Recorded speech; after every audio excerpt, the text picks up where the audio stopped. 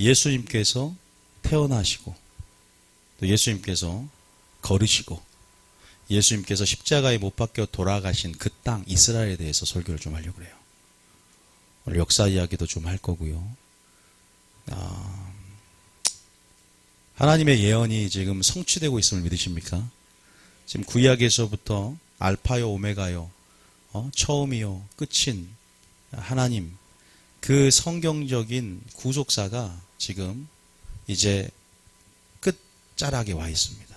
그리고 또 이제는 하나님 나라도 가시적으로 이제 미래적으로 도래할 그 종말, 이제 하나님 나라도 이제 더 가까이 오고 있는, 이제 시간의 영역이 끝나고 이제 영광의 영역이 지금 고개를 내미는 우리의 그 시점, 그 위치에 우리가 살고 있습니다. 그래서 현재 구속사 안에서 우리의 위치는, 정말 하나님 타임테이블 안에서 우리 위치는 지금 어떤 위치인가?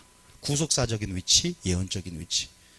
우리가 동시에 살펴봐야 할 것은 종말의 시계인 이스라엘의 위치, 그리고 이스라엘의 관계 속에 우리는 어떻게 반응하고 우리는 어떠한 위치를 가지고 있는가도 반드시 알고 있어야 됩니다. 굉장히 전략적이고 중요한 설교가 될 수 있습니다. 우리는 왜 이스라엘에 관심을 가져야 될까요? 왜 우리는 이스라엘을 위해서 중보를 해야 될까요?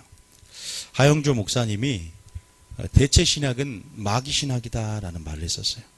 제가 그 영상을 아주 오래전에 보면서, 오늘의 교회 하영조 목사님 돌아가셨지만, 이 대체 신학은 모든 이스라엘에 대한 부분들이 오늘날 영적 이스라엘인 우리 교회가 다 대체했다. 물론 저는 항상 종말론은 통합적인 수용론 입장을 가지기 때문에 어떠한 부분에서 우리가 대체한 부분도 있지만, 이스라엘이라는 하나님의 눈동자인 이스라엘이라는 그 나라와 그 민족, 실제적인 그 나라와 그 민족, 분명하게 그 나라를 통해서 하나님이 시선이 지금 머물고 있고, 실제적으로 1948년도에 그 나라가 디아스포라의 그 이스라엘 전 세계에 흩어져 있는 그 민족이 시오니즘을 대두로 해서 알리아 운동을 통해서 고토로 돌아와서 나라를 공포하고 분명한 건립을 하고 세웠습니다. 예언이 성취가 되었어요. 그래서 종말론이 열리고 있고, 실제적으로 하나님이 이스라엘을 지금 회복하고 있습니다. 육체적으로도 회복했고 이제 영적으로 계속 회복하고 있는 그런 단계에 있죠. 그래서 대체 신학은 어떻게 보면은 굉장히 위험할 수 있다. 반드시 우리는 성경에도 나온 구절이 하나가 있어요. 로마서 잠깐 11장. 자, 로마서 11장 25절 26절 한번 잠깐 보겠습니다. 로마서 11장에 보면, 자, 로마서 11장 보면, 자, 한번 봐볼까요? 사도 바울이 로마 11장에 이스라엘에 대해서 얘기를 하면서 이렇게 말합니다. 시작. 형제들아, 너희가 스스로 지혜 있다 하면서 이 신비를 너희가 모르기를 내가 원하지 아니하노니, 이 신비는 이방인의 충만한 수가 들어오기까지 이스라엘의 덜어는 우둔하게 된 것이라. 이방인의 충만한 수가 들어오기까지입니다. 기간이 있어요. 하나님의 타임 테이블이 있다는 거죠. 이 시간을 운행하시면서 그 때마다 하나님의 역사가, 카이로스가 풀어지면서 하나님은 역사를 성취해 가고 계시는데, 세상이라는 톱니바퀴와 맞물려서 하나님의 역사가 이 세상 안에 진행되고 있는데, 어떤 기간을 주죠. 이방인의 충만한 수가 들어오기까지 실제적인 이스라엘의 덜어는 우둔하게 된다. 자, 그러면 이방인의 충만한 수가 들어오면 어떻게 된다는 거예요? 뭔가, 자, 그 다음 절 봐볼까요? 그 다음 절에. 자, 시작. 그리하여 온 이스라엘이 구원을 받으리라 기록된 바, 구원자가 시온에서 오사 야곱에게서 경건하지 않은 것을 돌이키시겠고. 로마서 9장부터 11장까지는 실제적인 이스라엘이라는 민족에 대한 예언이에요. 다시 말해서 온 이스라엘이 뭘 받는다? 구원을 받으리라. 이 온 이스라엘이 전체 이스라엘 말하냐, 아니면 남은 자를 말하냐라고 하는데, 남은 자 사상 가운데 남은 자들이겠죠. 선택받은 그 이스라엘이 구원을 받게 될 것이다. 그게 누구예요? 메시아닉 주죠. 메시아닉 주. 지금 계속 수가 엄청나게 늘어나고 있습니다. 자, 이 구절을 보도겠지만 누가복음 21장에도 이런 말이 있습니다. 누가복음 21장 24절 볼까요? 누가복음 21장 24절에 보면, 자, 한번 읽어보겠습니다. 화면을 보셔도 돼요. 시작. 그들이 칼날에 죽임을 당하며 모든 이방에 사로잡혀 가겠고 예루살렘은 이방인의 때가 차기까지 이방인들에게 밟히리라. 이방인의 충만한 수가 들어오기까지라는 구절이 있고, 또 여기 뭐예요? 이방인의 때가 차기까지. 이방인의 때가 차면 어떻게 돼요? 자, 이방인의 때가 차기까지 이스라엘 민족이 역사적으로 어떠한 미움과 서름과 박대와 홀대와, 이따가 우리가 PPT를 보겠지만 또 홀로코스트라고 알죠. 600만 명의 대학살. 여러분, 이방인들이 어떻게 짓밟혔어요? 이방인들에게 어떻게 짓밟혔어요? 어떻게 군대들에게 애워싸움을 당했습니까? 어떻게 모든 민족으로 미움을 받고 있습니까? 왜 세계가 이스라엘을 주목하고 있을까요?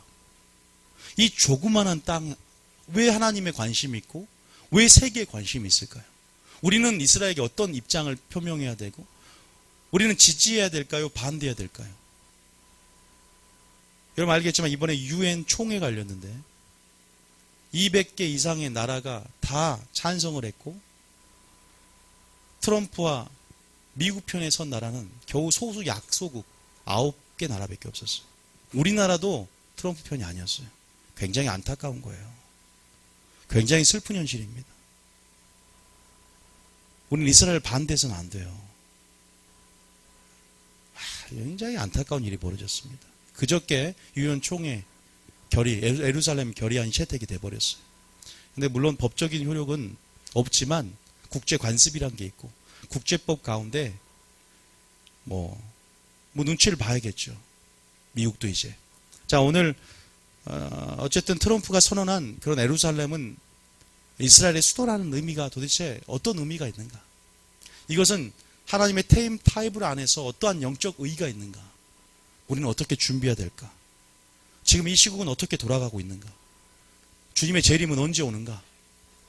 자, 오늘 거기에 대해서 설교를 좀 하려고 해요. 자, 어쨌든 보면은 보세요. 어쨌든 이방인의 때가 차기까지 이방인들에게 밟히리라 라고 이 이스라엘 민족에 대해서, 이 이스라엘 나라에 대해서 분명한 성경적인 예언이 있습니다. 대체 신학이 아닙니다. 자, 사도행전 1장 8절 읽겠습니다. 사도행전 1장 8절입니다. 사도행전 1장 8절. 사도행전 1장 8절. 읽어봅니다. 시작. 오직 성령이 너희에게 임하시면 너희가 권능을 받고 예루살렘과 온 유대와 사마리아와 땅끝까지 이르러 내 증인이 되리라 하시니라. 사람의 믿음이 성장했다라는 것은 뭐냐면 내가 성숙한 믿음이라는 것은 내가 모든 삶의 영역에서 지경이 하나님의 마음으로 넓어지는 거죠. 내 삶의 중심에서 내 삶을 이제 내 삶의 주인이 주님임을 믿고 주님이 내 삶의 주인 되게 하는 것.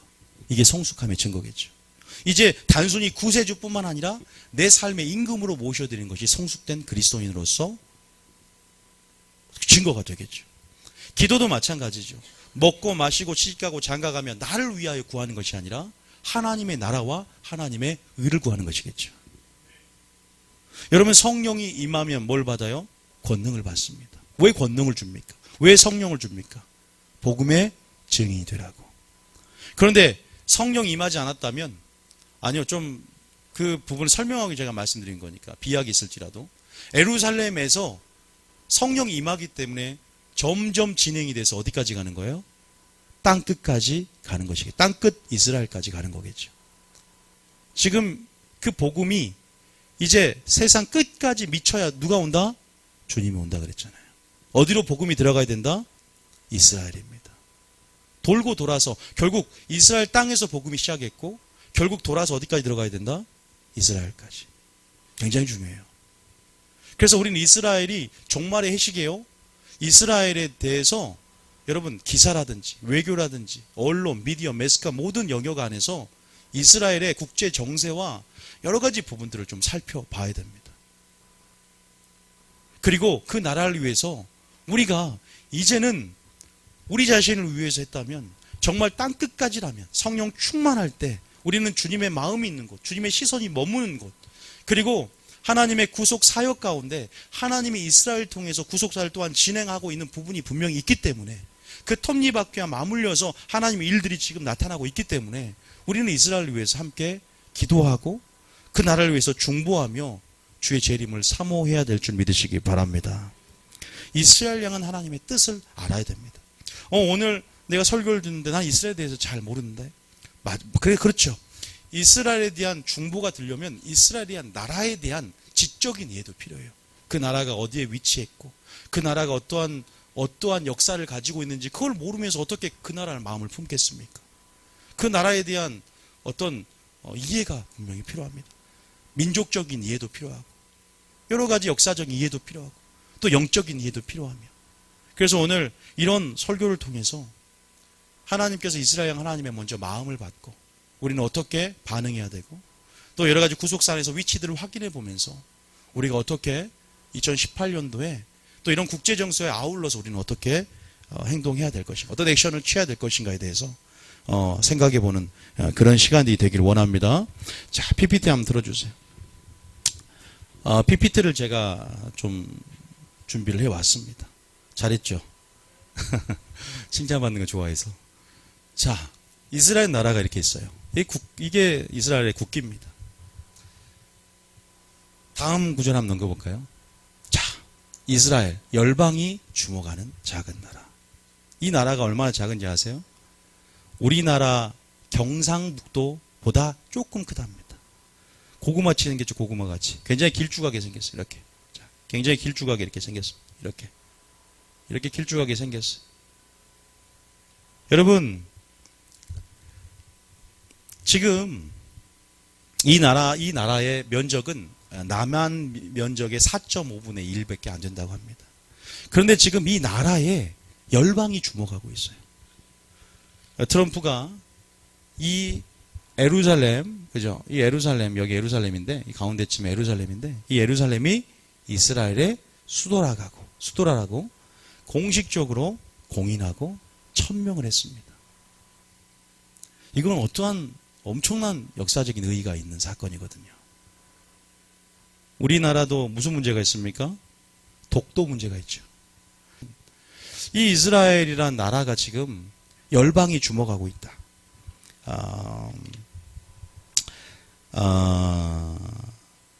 마지막 때가 될수록 이 이스라엘은요, 더 전 세계가 주목을 많이 하게 될 것입니다. 여러분들이 잘 봐야 됩니다. 지금 이 성경이 문자적으로 지금 성취가 되고 있기 때문에 성경은 특히 계시록은 문자는 문자 그대로 이해하는 게 굉장히 필요합니다. 그리고 성경을 하나하나 이런 보면서 어떻게 성취될 것인가를 잘 봐야 돼요. 지금 오늘 할 게 굉장히 많아서 일단은 이스라엘 열방이 주목하는 작은 나라다 이렇게 알고 계시고요. 자, 한번 넘겨볼게요. 자, 넘겨보겠습니다. 자, 넘겨보세요. 자, 먼저 우리가 세 구절을 한번 살펴보겠습니다. 누가복음 21장 펴보세요. 17절. 자, 누가복음 21장 17절. 이 세 구절만 한번 읽어보겠습니다. 자, 시작. 또 너희가 내 이름으로 말미암아 모든 사람에게 미움을 받을 것이나. 자, 또 너희가 내 이름으로 말미암아 누구에게 미움을 받는다? 모든 사람에게 미움을 받는다. 여러분, 주님이 오실 때가 가까이 올수록 세계는 점진적으로 통합의 움직임을 그렇게 나타내면서 세계는 점점 통합을 이루게 될 것입니다. 점점 통합되고 있어요. 하나가 되고 있어요. 그래서 여러 가지 국제연합, 유엔이라든지 여러 가지 IMF, 여러 가지 그런 국제 기구들이 생기면서 서로 연결되어지고 마치 한 지붕 세 가족처럼 그렇게 나라가 연결되어져서 미국이 기침이 걸리면 우리나라가 재채기를 하듯 모든 것들이 연결되어 있습니다. 이러한 흐름들이 이제 마지막 때를 향해서 점점 가고 있는 모습이거든요. 그런데 이제 마지막 전 세계는 기독교와 비기독교인, 이제 믿는 자, 믿지 않은 진영으로 양분화가 될 겁니다. 이제 그렇게 움직이고 있어요. 그래서 유례없는 핍박, 유례없는 핍박과 미움과 천대를 마치 이스라엘 민족이 받아왔던 것처럼 우리 믿는 자들이 받을 수가 있습니다. 여러분, 그걸 알고 계셔야 돼요. 하나님 여러분을 달아볼 거예요. 그래서 마지막을 예언하면서 모든 민족으로 말미암아 모든 사람으로 미움을 받을 것이다. 우리 믿는 자뿐만 아니라 또한 이스라엘도 마찬가지예요. 이스라엘도 지금 고립이 됐죠. 거의 보면. 이번에 보세요. 국제 총회나 유엔 안보리 이런 결의안 보세요. 미국만 거부권을 행사했지만 전부 다 미국의 반대 입장을 표명하고 전 세계 협박을 미국이 했음에도 불구하고 끄떡없죠. 미국 너희들 국제 깡패네. 어떻게 지금 이 나라의 흐름 보세요. 이스라엘을 옹호하고 이스라엘을 지지하고 이스라엘 축복하는 나라들은 점점 없어질 겁니다. 미국 유방에서 서주지만 여러분 지금 중동 지역이나 지금 여러분 그쪽 아랍 쪽이나 이슬람 쪽은 지금 팔레스타인과 끊임없는 분쟁을 통해서 여러분 지금 이스라엘을 지금 중동의 화약고라고 하잖아요. 언제 일어날지 모르는 세계 3차 대전 위기 가운데 지금 그렇게 분쟁이 끊어지지 않는 상황 속에서 지금 성경이 얼마나 예언대로 성취가 되고 있는가. 자, 아까 17절 봤지만 20절도 한번 봐보세요. 자, 그 다음 밑절 봐보세요. 물론 전체를 다 할 수 있지만 오늘 중요한 부분만 끄집어서 할 겁니다. 자, 20절 시작. 너희가 예루살렘이 군대들에게 에워싸이는 것을 보거든 그 멸망이 가까운 줄을 알라. 자, 여러분 보시면 너희가 예루살렘들이 군대들에게 에워싸이는 것을 보고 또 예루살렘은 이것은 AD 70년경에 디도 장군 1차적으로 성취가 됐잖아요. 돌 위에 돌 하나도 남기지 않고 이스라엘 예루살렘이 무너져 버렸어요. 지금 어디 벽만 남았어요? 서쪽 벽. 이자 지도 잠깐 보겠지만 흔적만 지금 남고 지금 전부 다 디아스포라로 흩어져 버리고 여러분 어쨌든 이런 역사들이 이중예언이라 그럽니다. 그래서 다시 한번 뭡니까? 이러한 일들이 일어나게 될 겁니다. 예루살렘이 군대들에게 에워싸이는 것. 예표죠. 이 예표들이 지금 일어나고 있어요. 지금 그런 어떤 일들을 위해서 성경 예언이 성취를 위해서 그런 정세들이 만들어지고 있고 그런 어둠들이 일하고 있고 하나님도 일하고 계시고 그러나 모든 것이 하나님의 섭리 가운데 주권대로 그 일들이 성취되고 일어나게 될 줄 믿으시기 바랍니다. 어쨌든 지금 군대들에게 에워싸이는 것을 보고 보세요. 굉장히 안 좋은 분위기예요. 자, 한 구절 더 봅니다. 24절입니다. 21장은 종말장입니다. 24절입니다. 시작. 그들이 칼날에 죽임을 당하며 모든 이방에 사로잡혀 가겠고 예루살렘은 이방인의 때가 차기까지 이방인들에게 밟히리라. 얼마나 이방인에게 밟히고 있습니까? 여러분 지금 알다시피 우리 아까 지도를 봤지만 예루살렘이 누구의 수도일까요? 독도는 누구 땅이에요? 독도는 일본 땅입니까? 독도는 우리나라 땅입니다. 그러면 예루살렘 누구의 수도예요? 이스라엘의 수도입니다. 다윗 때부터 3,000년 동안 이 이스라엘은 예루살렘이 우리의 수도라고 그렇게 이미 이스라엘 사회에서는 법적으로도 공인이 되었고 통과가 되었고 그렇게 알고 있지만 국제법이 그것을 인정을 안 해주고 있어요. 국제법은 지금 뭐라고 하냐면 예루살렘은 이스라엘의 수도도 아니고 팔레스타인의 수도도 아니다. 지금 중립이 딱 돼 있어요. 국제법상으로. 그래서 이번에 트럼프가 공식적으로 천명하니까 난리가 나는 거예요. 인티파다가 일어나고 민중 봉기가 일어나고 6월 사태가 일어나면서 그런 일들이 지금 일어나고 있는 거거든요. 하나님께서 예루살렘을 어떻게 보는지 예루살렘이 어떤 땅인지 여러분 구약을 통해서 아십니까? 이 예루살렘에 굉장히 중요한 구속사적인 위치가 있고 또 거기에 이 이스라엘이라는 나라가 지금 이 종말의 해시계가 되어서 지금 우리가 하나님의 놀라운 이제 경륜이 그를 통해서 풀어지고 이제 어떻게 보면은 키를 갖고 있는 나라요. 수도인데 그것들이 이제 어떤 트럼프의 공식적인 천명을 통해서 어떤 정말 역사적 의의를 가지냐. 이따 후반부에 좀 비밀이 열어집니다. 지금 먼저 말씀드리면 제3성전이 건립이 되는 거예요. 제3성전 얘기가 나오는 거예요. 이제 제3성전 얘기를 좀 하려고 그래요. 자, 어쨌든 24절까지 읽어보니까 어때요? 이스라엘 나라가 어쨌든 이방인의 때가 차고 이방인의 수가 채워지며 복음이 땅끝까지 이르면 끝을 보는데 온 이스라엘이 그럼 구원을 받는데 어떻게 됩니까? 지금 이러한 예언적인 부분들이 실제적으로 이스라엘이 나타나고 있다. 자, PPT 한번 봐주세요. 자, PPT. 자, 엔터. 자, 하나님의 눈동자 이스라엘. 자, 창세기 12장 1절 봅니다. 하나님이 이스라엘에 대해서 어떻게 생각하는지. 자, 창세기 12장 1절 한번 보겠습니다. 2절부터. 자, 시작. 내가 너로 큰 민족을 이루고 내게 복을 주어 내 이름을 창대하게 하리니 너는 복이 될지라. 3절에 너를 축복하는 자에게는 내가 복을 내리고 너를 저주하는 자에게는 내가 저주하리니 땅의 모든 족속이 너로 말미암아 복을 얻을 것이라 하신지라. 왜 우리나라가 이스라엘을 지지해야 되는가?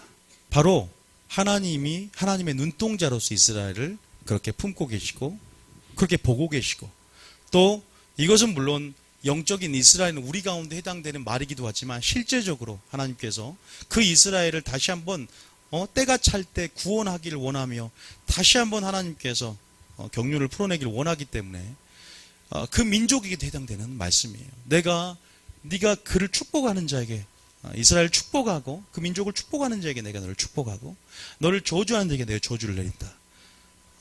한 구절 더 보겠습니다. 시편에도 이 말이 있어요. 시편 122편 6절입니다. 시편 122편 6절. 122편 6절. 시작. 122장 6절. 시작. 예루살렘을 위하여 평안을 구하라. 예루살렘을 사랑하는 자는 형통하리로다. 예루살렘을 위하여 뭘 구하라? 평안을 구하라. 평강을 구하라. 예루살렘을 사랑하는 자는 형통하리로다. 많은 이스라엘에 대해서 설교하고 얘기하시는 분들이 이 구절을 많이 얘기합니다. 저도 이 구절이 이스라엘에 대한 마음들이 요새 많이 열리거든요. 그 전에는 물론 이스라엘을 품고 기도도 했지만 그렇게 막 마음속에 주님의 심장이 들어오거나 이스라엘 향한 주님의 마음들이 크게 들어오지 않았는데 개인적인 빛 안에서 주님의 마음들이 계속 더 들어오더라고요. 실제로 제가 1월달 말에 가려고 하니까 더 그럴 수도 있어요. 그럼에도 불구하고 하나님께서 지금 가게 하시는 섭리, 또 이런 상황들을 보게 하시는 부분들이 바로 우리로 하여금 기도하게 하기 위해서, 또 중보하게 하기 위해서, 이스라엘 품고 가게 하기 위해서라고 저는 믿고요. 또 복음의 열정을 가지고 땅끝까지 이르러 그 복음을 전하라고 우리의 가운데 선교적인 비전을 보여주기 위해서 또 그 땅을 밝게 하실 줄 믿습니다. 예루살렘을 위하여 평안을 구하라. 예루살렘을 사랑한 자는 형통하리로다. 축복하고 우리는 사랑해야 되지만 이번에 유엔 총회처럼 128개국과 9개 나라 대부분이 기권 포기를 포함하면 참 이스라엘을 사랑하는 나라가, 지지하는 나라가, 물론 그 약소국도 미국의 협박에 경제권을 뺏길까 봐 아마 억지로 지지했을 수도 있어요. 미국만 이스라엘을 지지한 거라고 생각합니다.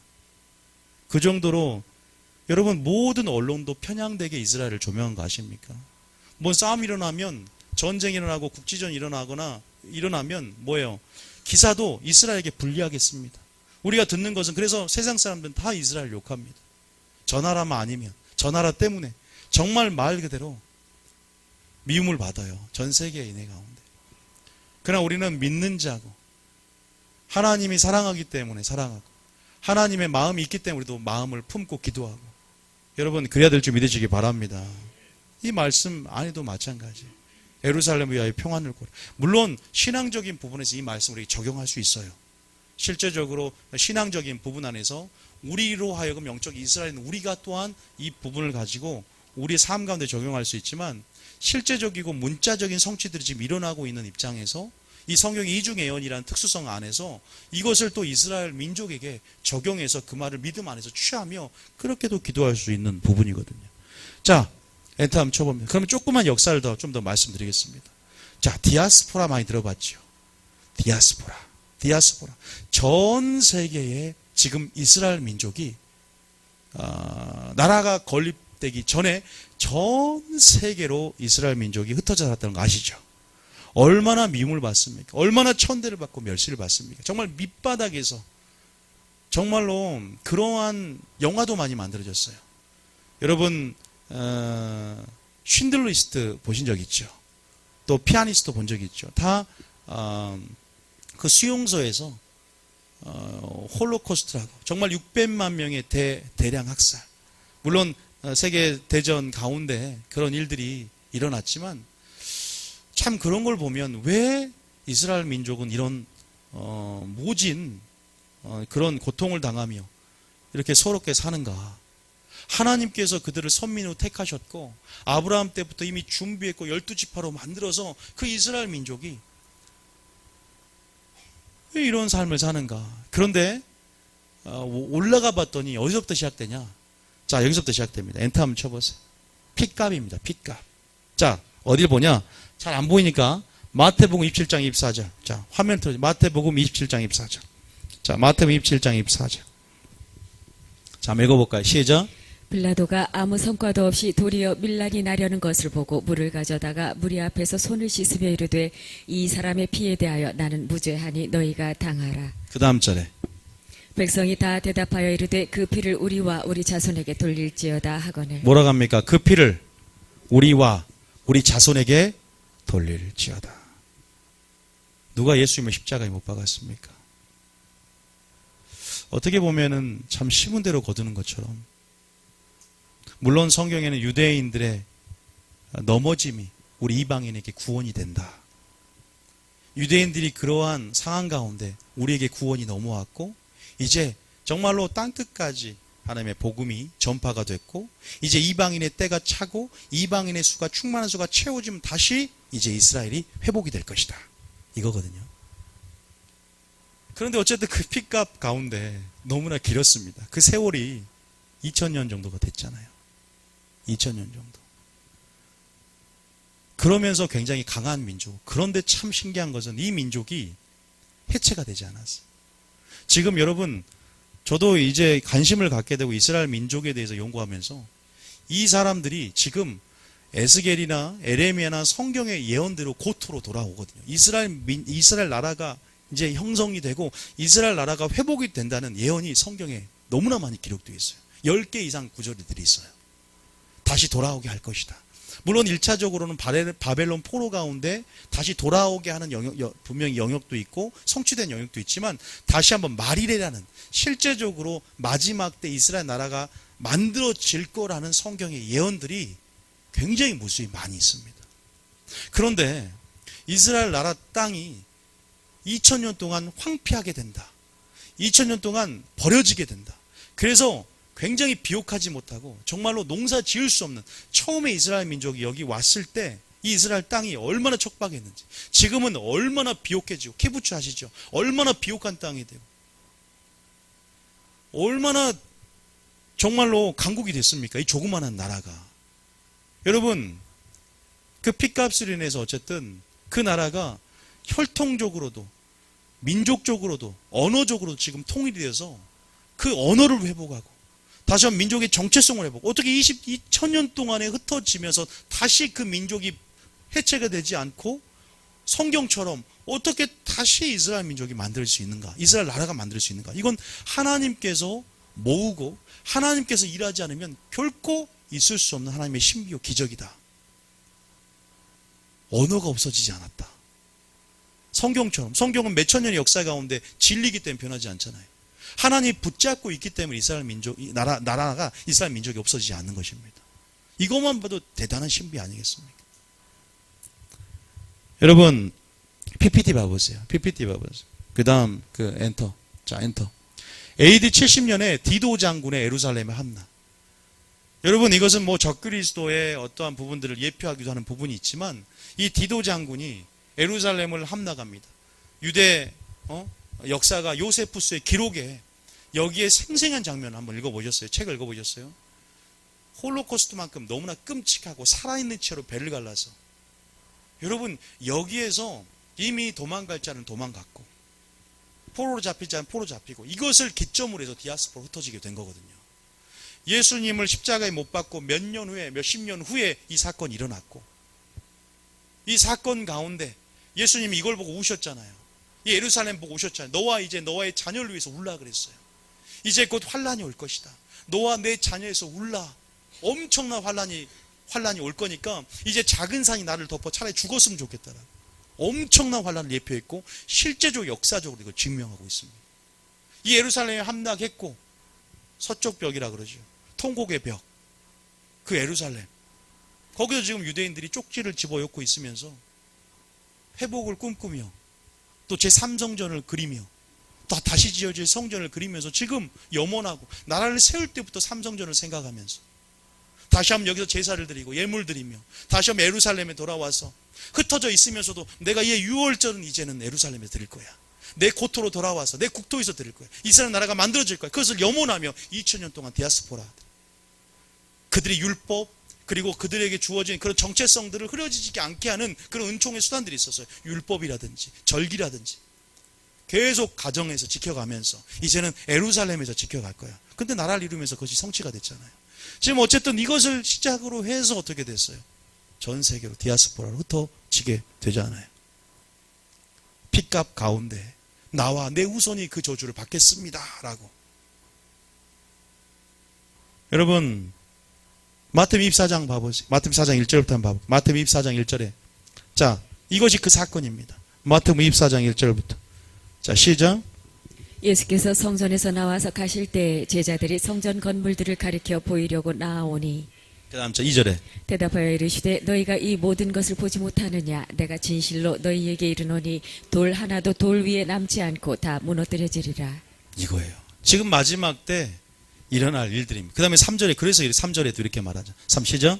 예수께서 감람산 위에 앉으셨을 때 제자들이 조용히 와서 이르되 우리에게 이르소서 어느 때 이런 일이 있겠사오며 또 주의 임하심과 세상 끝에는 무슨 징조가 있사오리이까. 주의 임하심과 세상 끝에는 무슨 징조가 있겠습니까? 라고 물어보잖아요. 1차적으로는 AD 70년에 디도 장군에 의해서 여러분 약 110만 명 되는 유대인들이 학살을 당했어요. 여기서. 이때 성취가 됐습니다. 그런데 이제 주님 오시기 전에 다시 한번 일어날 일들이에요. 자, 어떻게 징조는 이를 때죠. 자, 그다음 뭐라 했죠? 그다음 줄 봐보세요. 어떻게 나요? 시대적인 징조가 어떻게 보일 것이다. 예수께서 대답하여 이르시되 너희가 사람의 미혹을 받지 않도록 주의하라. 5절에 보면 많은 사람이 내 이름으로 와서 이르되 나는 그리스도라 하여 많은 사람을 미혹하리라. 6절에 난리와 난리 소문을 듣겠으나 너희는 삼가 두려워하지 말라. 이런 일이 있어야 하되 아직 끝은 아니니라. 이건 아무것도 아니다. 더 큰 환란이 오는데 바로 적그리스도의 환란이 오게 될 것이다.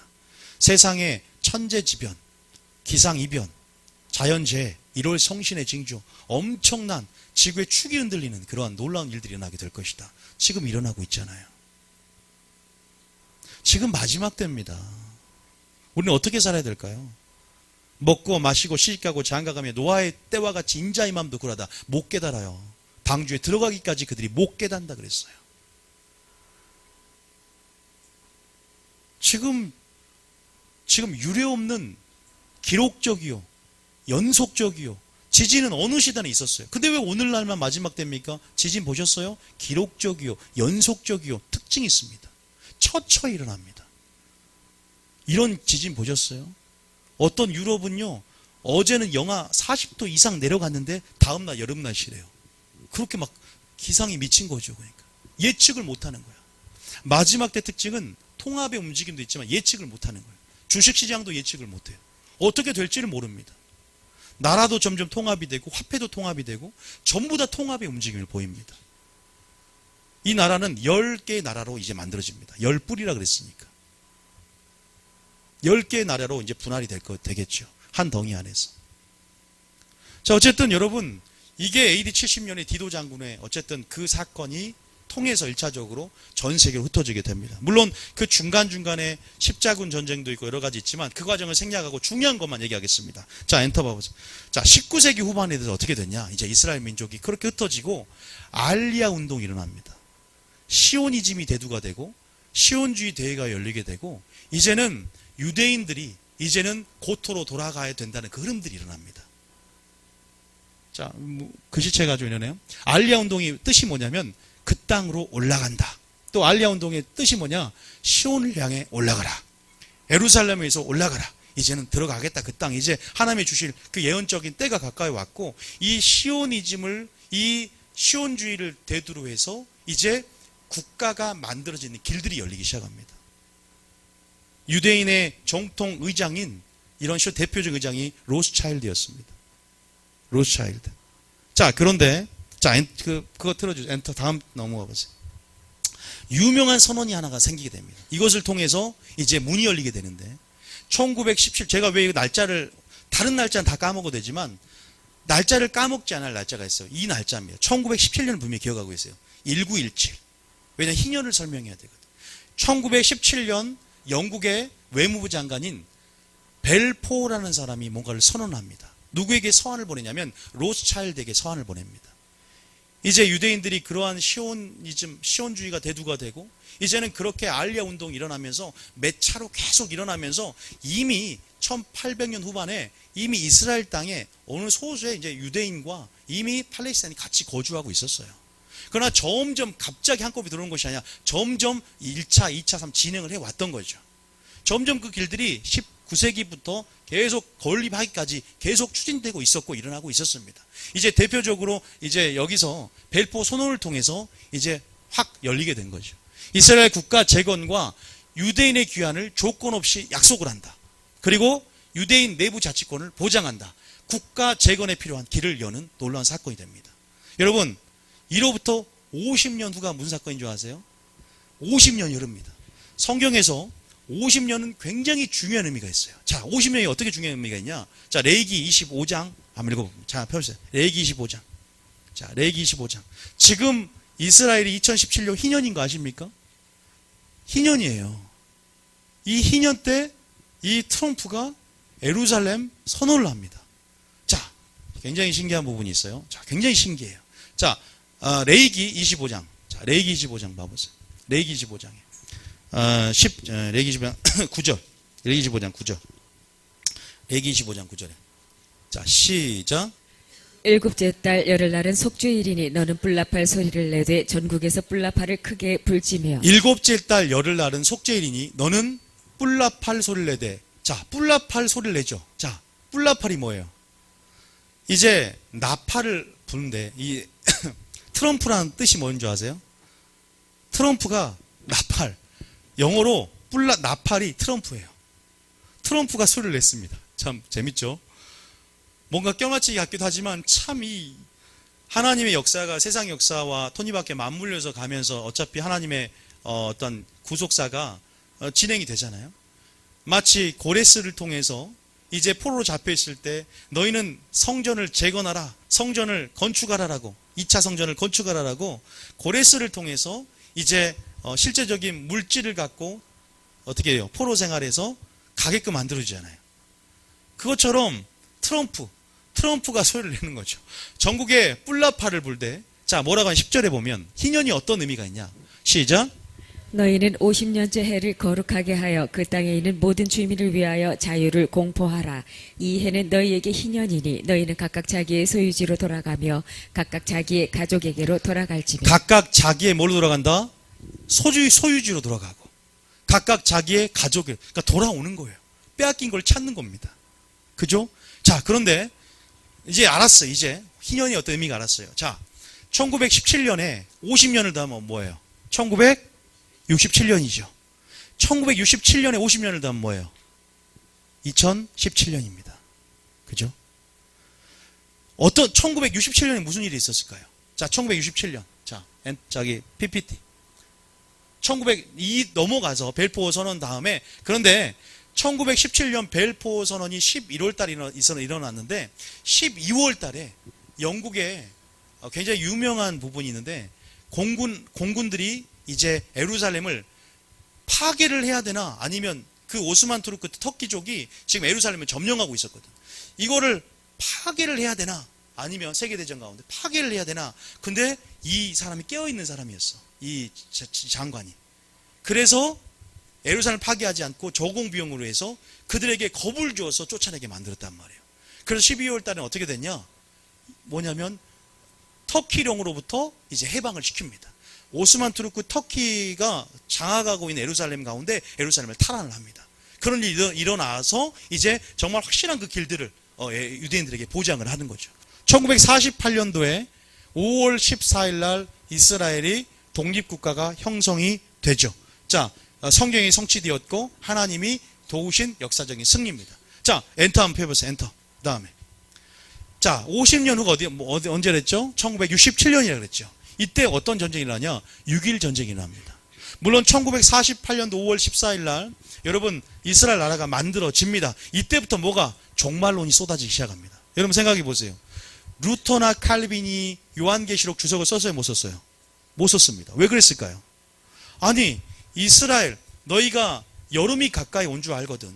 싹이 나고 잎사가 연해지며 여름이 가까이 온 줄 알거든.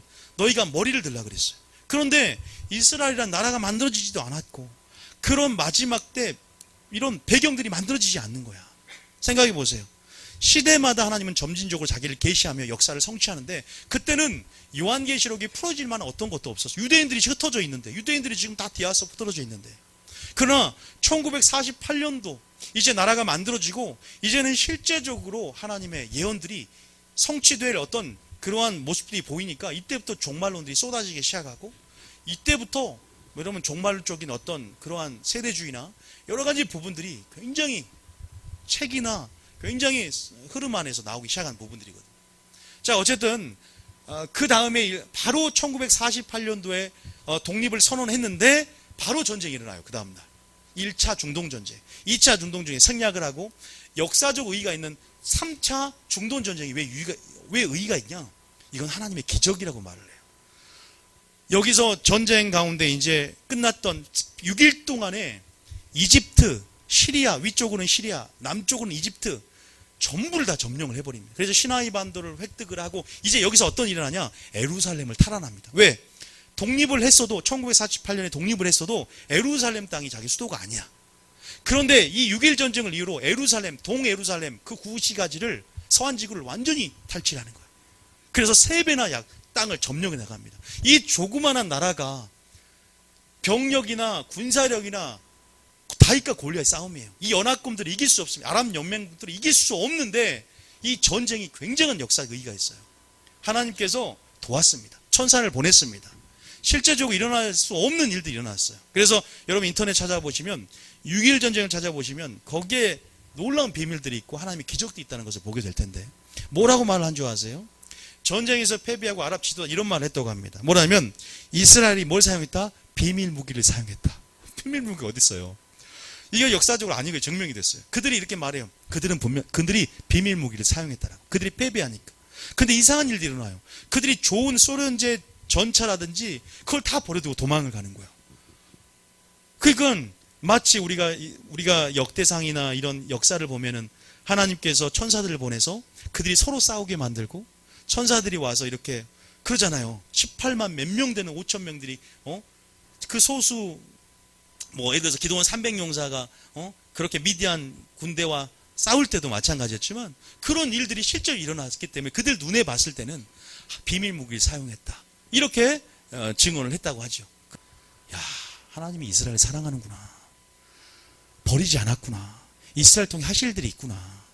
하나님 어떤 구속사들을 이스라엘 통해서 준비해 갈 거니까 나와 이스라엘 관계를 생각하며 나도 예언적이고 구속적인 위치에서 어떻게 내가 반응할 것인가. 축복한 자를 축복할 것이고 이스라엘 형통을 위해서 내가 기도해야 되겠구나. 한 세 사람이 되기 위해서 내가 기도해야 되겠구나. 내게 지금 이스라엘 땅을 밟게 한 기회가 왔는데 저에게도 내가 어떻게 중보해야 될지에 대한 실제적인 부분들 그리고 하나님의 마음에 있는 곳에 내가 어떻게 준비해야 될 것인가. 이스라엘 나라를 하나님께서 만들고 디아스포라를 하나로 묶어서 고토로 돌아오게 하신 것도 굉장히 큰 사건이지만 실제적으로 그것이 우연이 아니었구나. 그 우연이 아니라 하나님의 필연이었고 하나님께서 6.1 전쟁 그들이 결국은 50년 희년째에 에루살렘 성을 탈환하게 만들구나. 그래서 영토의 3배를 확장을 시켜요. 6.1 전쟁을 통해서. 그래서 6.1 전쟁은 굉장히 역사적 의의가 있어요. 근데 6.1 전쟁 에루살렘을 탈환한 이후로 탈환했지만 그러나 국제법은 인정을 안 하고 있다는 거예요. 왜냐하면 지금 이 사건을 물론 굉장히 의의가 있지만 팔레스타인과 더 에루살렘들이 더 충돌하게끔 더 인티파다가 일어나고 민중봉국이 일어나고 6월 사태가 일어나는 더 근본적인 계기가 되긴 됐어요. 더 미움을 받게 되죠. 이방의 때가 차기까지.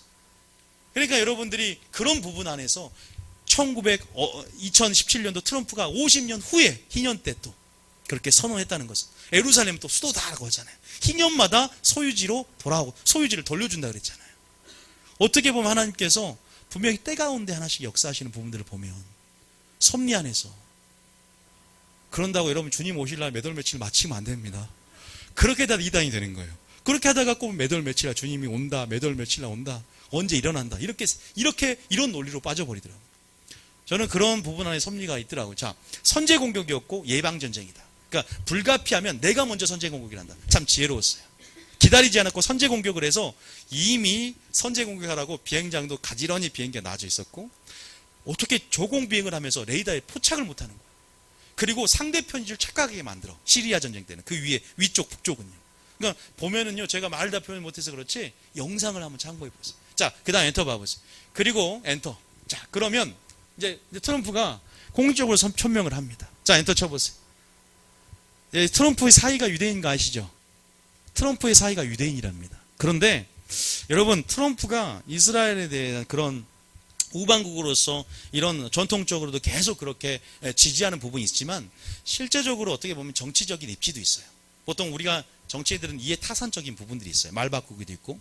그런데 실제적으로 그런 정치 자금줄이 트럼프는 다 유대인들에게 있거든요. 유대인들의 심기를 건드지 않고 그들에게 환심을 사고, 미국을 잡고 있는 것은 월스트리트 국제금융은요, 유대인들입니다. 자본력은. 그렇기 때문에 어떻게 보면은 그러한 부분도 있을 거예요. 그럼에도 불구하고 이 이스라엘 총리는 어쨌든 트럼프로 인해서 굉장히 정치적인 힘을 얻게 됩니다. 자, 지금 그 트럼프의 선언 때문에 인티파다라는 이제 용어를 많이 나오게 될 거예요. 뉴스에서 6월 충돌이 일어나고 민중 봉기 일어나고 반 이스라엘 반미 저항 단체가 지금 하마스라든지 이제 그 가자 지구 쪽 보면 우리가 아까 지도에서 보면 이쪽 지중해 쪽 보면, 자, 지도 잠깐 틀어주세요. 두 번째 거 봐보세요. 두 번째 거. 자, 두 번째 거. 자, 처음에 PPT 두 번째 거. 2번. PPT. 자, PPT. 처음으로 돌아가 보세요. PPT. 두 번째. 자, 여기서 보면 여기가 가자 지구잖아요. 옛날에 블레셋도 있지. 블레셋. 그죠? 여기가 하마스. 자, 실권당인데 이 가자 지구 여기가 이슬람교 아시죠? 이슬람 단체, 급진적인 원리주의자, 순위파들이 점거하고 있죠. 집권당으로서. 그래서 여기서 맨날 로켓을 쏘는 거예요. 그러니까 우리가 지금 이 텔아비브라는 지금 여기에는 지금 텔아비브 이쪽으로 공항이 위치해 있어요. 그래서 우리가 이제 비행기를 타고 가면은 여기에서 내립니다.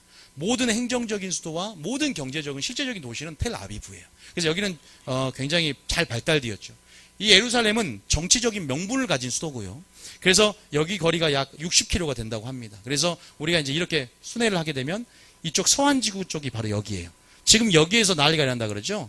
이쪽은 베들레헴이 여기 위치해 있고 이쪽 전부 다 뭐예요? 유적지예요. 전부 다 우리가 말하는 그런 부분들이죠. 그리고 여기가 골란고원, 유명한 골란고원이고 여기가 지금 갈릴리, 헐몬산이 있고 레바논이 여기 있고 시리아가 여기 있고 요르단 나라가 여기 있고 그리고 지중해가 여기 있고 이집트가 여기 있는 거예요.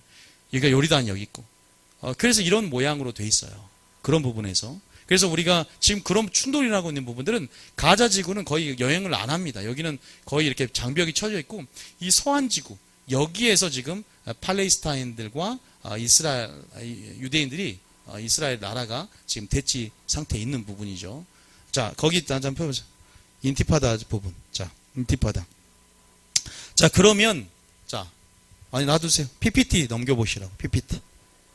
예, 그 다음 엔터. 자, 하나님 타임라인에서 본 트럼프 2017년도 예루살렘 선언의 역사적, 영적 의미는 뭐냐? 자, 엔터. 자, 여러분 알다시피 유엔 안보리도 마찬가지고, 유엔 안전보장이사회죠. 여기서도 이미 거부권을 상임이사국으로서 이제 거부권을 했고, 그러나 전부, 찬성을 했지만, 유엔 안보리 상임이사국의 거절로 인해서 무효가 됐기 때문에 다시 한번 청원을 하고 유엔 총회를 개최를 하죠. 터키에서. 총회에서 전부 다 모여서 하는데 128대 9로 이제 예루살렘 결의안이 채택이 되었고 예루살렘 이스라엘과 미국의 반대 입장 우리나라도 포함되었습니다. 안타까운 사건이라 그랬어요. 그래서 우리나라가 됐건 어쨌건 여러분과 저는 오늘 설교 들었으면 이스라엘에서 중보해야 될 줄 믿습니다. 늘 지지해야 되죠. 해줘야 돼요. 그래야 하나님께서 여러분들 가운데 삶 가운데도 형통을 주실 거라는 저는 믿어요. 자, 엔터 한번 쳐봅니다. 자, 희년 제가 얘기를 드렸고요. 17째 달 여른 날은 속죄리니 너는 뿔라파를 소리를 내되 전국에서 뿔라파를 크게 불지며 엔터. 자, 그러면서 너희는 50년째 해를 거룩하게 하고 그 땅에는 모든 주민을 위하여 자유를 공포하라. 이때는 너희에게 희년이니 너희는 각각 자기의 소유지로 돌아가며 각각 자기의 가족에게 돌아갈지라. 1917년에서 1967년 1967년에서 2017년 어떤 의미가 있는 거예요. 물론 졌지만 그러나 우리가 그런 어떤 선언을 했고 공표했다는 것은 하나님 안에서 어떤 사인들을 우리에게 주시는 부분들이거든요. 바로 하나님 마음이 바로 거기 있다는 거예요. 하나님은 이미 인정했어요. 이스라엘은 예루살렘 바로 이스라엘의 수도다. 자, 그게 굉장히 중요해요. 굉장히 민감하잖아요. 지금 엔터. 자, 엔터. 엔터. 자, 엔터. 자, 그러면 이게 어떤 의미가 있냐? 예루살렘의 수도가 됐다는 것은 이 이스라엘 지금 유대인들이 어떤 의미가 있냐? 이들은 이미 이스라엘 나라를 건국할 때부터 뭘 꿈꾸고 왔다? 제3성전을 생각하고 있습니다. 6월절을 지킬 만한 그런 삼성전을 건립하는 것. 디아스포라가 흩어져 있을 때부터 그러한 꿈이 있었고 그러한 목표가 있었고, 그래서 이스라엘 유대인들에게 제3성전의 건립에 확고한 정치적인 힘을 실어주고 보다 유리한 입장에 서게 했다. 어떻게 보면 그래요. 주님 오시기 전에 반드시 일어날 일들이 있습니다. 뭐예요? 제3성전이 건립이 되어야 됩니다. 자, 엔터 한번 쳐보세요. 자, 여러분 알다시피 제1성전이 뭡니까? 예루살렘 성전입니다. 그런데 다 무너졌어요. 그리고 제2성전이 건립이 돼요. 언제? 70년 포로 생활을 마치고 스룹바벨 총독에 의해서 다시 한번 성전이 재건되는데 굉장히 초라해. 그래서 울었다는 표현이 있습니다. 그래서 헤롯 성전 가운데 몇십 년을 걸쳐서 굉장히 웅장하게, 불가사리라 칠 때 뭐라고, 문화 유적입니까? 불가사리입니까? 어쨌든 헤롯 성전을 지었지만 또 무너지게 됩니다. 그런데 제3성전을 이제 유대인들이 디아스포 흩어지면서 이제 이 삼성전을 여러분 기대하고 있죠. 자, 엔터 한번 쳐볼까요? 자, 이게 제3성전입니다. 자, 엔터. 자, 여러분 알다시피 엔터 불 좀 꺼보세요. 앞에. 여기 보면 이제 저희가 예루살렘을 가면 확인을 해보겠지만 여기가 바로 예루살렘 터예요. 아까 우리가 봤지만 노란색, 그게 황금 바위돔이라고, 실제적으로 이 예루살렘 구시가지는 그냥 유대인들만 있는 것이 아니라 구역이 분할이 되어 있어요. 네 구역으로. 이쪽은 이슬람교도의 구역이고 아랍 쪽이고요. 이쪽은 유대교도의 구역입니다. 이쪽은 크리스토교라고 하지만 보통 카톨릭이라고 하더라고요. 그리스도인들, 카톨릭. 이쪽은 아르미니안 쪽. 그래서 네 구역으로 분리되어 있고 이쪽이 아마 십자가 길인가 될 거예요. 그리고 이렇게 되면서 이쪽이 바로 서쪽 통곡의 벽이라고 하죠. 이쪽만 남아 있는 거예요. 그런데 여기에 지금 바위의 돔, 이스라엘의 메카인 그 성지가 이쪽에 있지 않습니까? 그래서 이제 여기다가 이곳이 어떤 곳이냐? 성전산이라고 하고 이삭을 바쳤던 곳이에요. 모리아산. 그리고 솔로몬 성전이 세웠던 그 장소예요. 그래서 반드시 여기에 세워야 된다는 거야. 그런데 정확하게 이 바위의 돔 자리에 세운다는 말이 있었는데 최근 들어서는 바로 그 옆에 위치에 해도 된다라는, 제가 그걸 보면서 이제 제가 그거 자세히 모르겠는데 어쨌든 이 근처에 세울 만한 이미 모든 기명과 기구들, 그리고 모든 어떤 금초대뿐만 아니라 붉은 송아지까지 예비가 됐다고 해요. 다 예비가 됐대요. 50년 동안. 나라를 건국하고 그때부터 준비를 했으니까. 지금 준비가 다 마쳤대요. 막 예수님 오실 때 주님이 초소를 다 예비한 것처럼 얘는 지금 삼성전이 세워지기만을 기다리고 있대요. 다 준비를 마쳤다고 합니다. 그래서 그런 부분 안에서 이제 그런 상황 속에 있기 때문에 수도가 돼야 되는 거야. 정치적인 입지가 생기고 힘이 실리고 영적이든 정신적이든 그것 가운데 유대인들은 굉장히 기뻐하는 거야. 그러니까 이 총리가 땡큐 트럼프 하면서 뭐라 그래요? 포에버를 붙였다 그래요. 영원히 내가 당신께 감사하다. 미국, 우리 우방인. 그 총리가, 나타냐 총리가 이렇게 말했다고 하죠. 어쨌든 그러한 굉장히 의미가 있어요. PPT 다시 돌아가지고 이 삼성전 이제 준비가 마쳐졌고, 이 삼성전이 성경에는 어디 나왔을까요? 신약에. 자, 잠깐 PPT 해놨거든요. 엔터. 자, 읽어보시면 엔터. 세계 전역으로 흩어진 디아스포라 시절 이스라엘은 살아있는 구약으로서 고국 예루살렘 땅에서 절기를 지키며 새로 지을 제3성전에서 제사와 예물을 드리기를 대망했었다. 자, 엔터.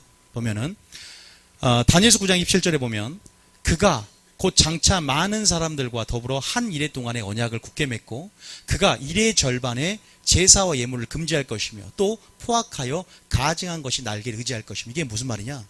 나중에 종말론을 하게 되면 다니엘서의 71회와 한 이래를 배울 거예요. 7년이라는 것이 한 이래입니다. 마지막 때 한 이래가 남았어요. 그러니까 7년 동안 어쨌든 이스라엘이 평화 조약을 맺습니다. 적그리스도와. 그것이 분명한 것은 말씀드리면 제 3차 세계대전은 일어납니다. 중동전쟁은 일어납니다. 여러분 그거 제가 나중에 꼭 말씀드리겠지만 세계 3차 대전은 일어납니다. 지금 중동의 화약고인 러시아는 이미 중동과 연맹을 맺으면서 이 석유 문제로 인해서 지금 여러분 러시아와 연합군과 이스라엘 연합군과 나중엔 분명히 에스겔 38장의 근거에서 세계 3차 대전이 일어나는데, 어쨌든 그것이 그 후로 일어나든 7년 조약을 맺고 일어나든 어쨌든 그 조약을 인해서 사람들은 평화를 잡아줄 수 있는 한 지도자를 원하게 되고, 어쨌든 그 조약을 맺으면서 3년 반 1260일 동안의 정체를 드러내지 않고 삼성전을 지으면서 제사와 예물을 드리게 하지만 3년 반 후에 정체를 드러내면서 제사 예물을 금지시켜 버립니다. 그래서 성전에 앉아 자기를 뭘 한다? 하나님이라고 한다. 성전이 나온단 말이에요. 성전이 짓밟힌다는 표현이 계속 나옵니다. 다시 말해서 그러한 부분에서 여러분이 나중에 배울 부분이에요. 다니엘서의 이래. 그래서 요한계시록은 다니엘서와 함께 이렇게 예언들이 풀어져야 돼요.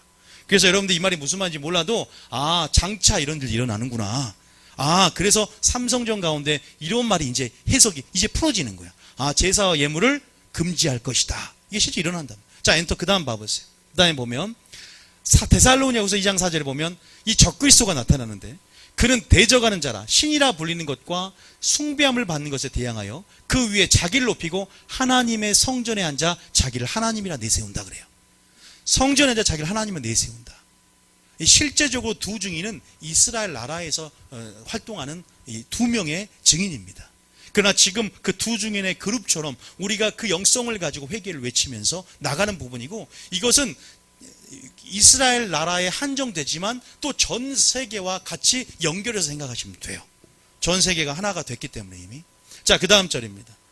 그 다음 보면은, 자, 그 다음 성전 바깥 마당은 측량하지 말고 그냥 두라. 이것은 이방인에게 주었으니 그들의 거룩한 성을 42달 즉 3년 반 동안 짓밟으리라. 나중에 요한계시록을 공부하게 되면 이 말들을 성경의 문맥 가운데 해석해 드리겠지만, 보세요. 지금 여러분이 자고 있든 졸도 있든 깨어 있든 하나님은 성경의 예를 성취하고 계세요. 누굴 통해서? 남은 자들 통해서. 하나님의 선택받은 자를 통해서. 아니, 여러분들은 구속사적인 위치를 통해서 어떤 액션을 취할 것인가. 자, 보십시오. 느헤미야가 있습니다. 느헤미야가 있었어요. 느헤미야는 굉장히 총독으로서 다른 나라 이방 포로로 끌려간 나라의 총독이었습니다. 술 맡을 관원장으로서 왕에게 독이 있나 그걸 먹는 굉장히 높은 고위 관리였어요. 근데 모든 녹봉을 포기하고 유대인 땅에 돌아옵니다. 녹봉을 포기해요. 왜 그랬을까요? 하나님의 구속사, 하나님이 이 나라를 하나님께서 예언을 성취하면서 구속사를 진행하는 데 있어서 구속사적인 위치에서 늘 하나님 나라 의를 구하다 보니까 거기 위치 가운데 자기가 받는 녹봉보다 뭐가 중요했다? 하나님 나라가 중요했다. 그래서 하나님 나라를 구하기 위해서 자기의 모든 것을 버려두고 어떻게 가요? 유대인 땅에 가서 성전을 건축하며 성문을 보수합니다. 52일 만에. 다시 말해서 우리는 먹고 마시고 신기가고 장가가며 생활의 염려로 마음이 둔해지는 것이 아니라 지금 하나님의 나라를, 하나님의 의를 구하며 하나님의 타임라인을 이해하며 우리는 어떻게 지금 반응하며 어떤 위치에서 무엇을 해야 되는가, 하나님 마음이 무엇인가, 본질이 무엇인가, 성령 충만함을 받으며 우리는 어떻게 될까요? 먼저는 기름 준비하고 알곡되고 신부단장 해야 될 줄 믿습니다. 그리고 주님의 마음을 받고 우리는 그 지경이 먼저 우리 가족, 가까운 데서부터, 교회로부터, 또 이 나라, 이 열방, 땅끝까지 복음이 증거되고 복음이 땅끝까지 증거돼야 주님 오시기 때문에, 주님 오시기 사모한다면 땅끝, 곧 이제는 모든 선교적인 초점들이 이제는 마지막 이스라엘 향해서 그 나라까지 품고 그 나라를 위해서 기도해야 될 줄 믿으시기 바랍니다.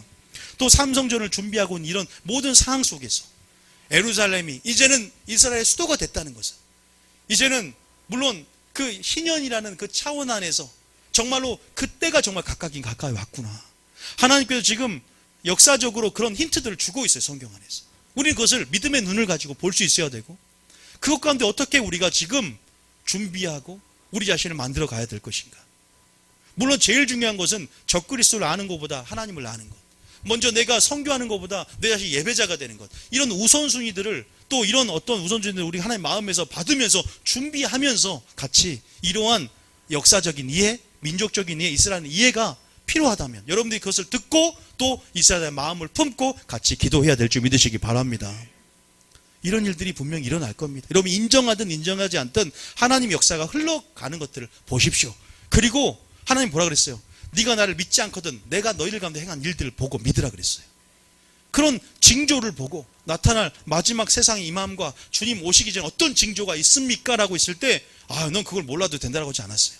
이런 일이 먼저 일어날 것이고 순서대로 이런 일이 일어날 것이다. 먼저는 배견이 일어날 것이고 적그리스도가 성전한 자 자기를 하나님이라 하기 전에는 결코 내가 오지 않을 것이다.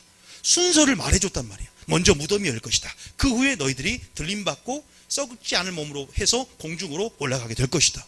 이런 것들이 순서가 있단 말이에요. 다시 말해서 여러분들이 그런 부분 안에서 우리가 동심하거나 두려워하지 말고 하나님 말씀을 잘 우리가 연구하고 또 하나님 말씀에서 그런 하나님의 마음을 먼저 받고 또 하나님 일들 가운데 하나님의 타임라인들, 타임테이블을 이해하면서 우리가 하나하나 그 가운데 지혜롭게 준비하며 나가는 저와 여러분이 돼야 될 줄 믿습니다.